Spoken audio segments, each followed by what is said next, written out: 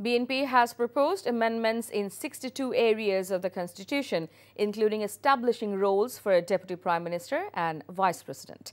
The proposals also include introducing the provision to limit the tenure of a Prime Minister to not more than 2 terms in a row, establishing a second chamber in the Parliament and introducing provisions for referendums. BNP Standing Committee member Salahuddin Ahmed told media at the Parliament today. Earlier on the day, a BNP delegation visited the Parliament building and met Dr. Ali Riyaj, head of the Reform Commission, to submit their proposals for constitutional reform. Salahuddin said BNP's proposals emphasize the concept of a balance of power.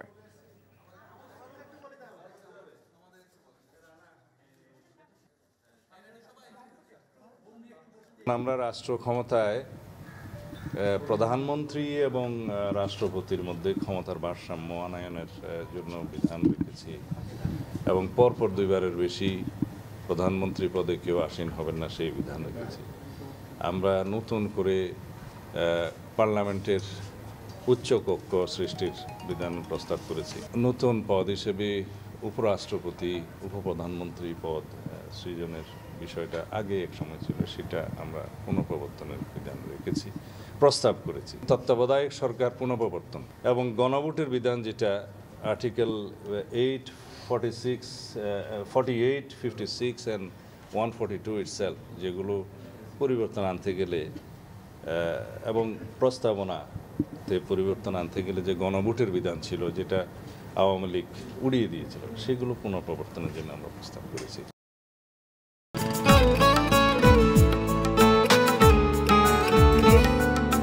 আপনার নামটা? নীলা। রাহুল। ওকে, এই মেয়েটারে তোর ভাবি সবাই কেমন লাগবে? আপনাকে না বলছে আমাকে ফলো না করতে?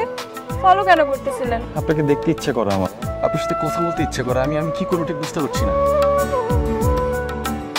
ওরে বাবা, ওই মেয়ে, অথচ তারে তুমি চিনো না?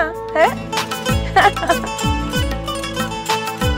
কি মায়ায় তাকাও তুমি, একটু দেখে চোখের খেয়াল, তোমায় দেখার তৃষ্ণা ভীষণ।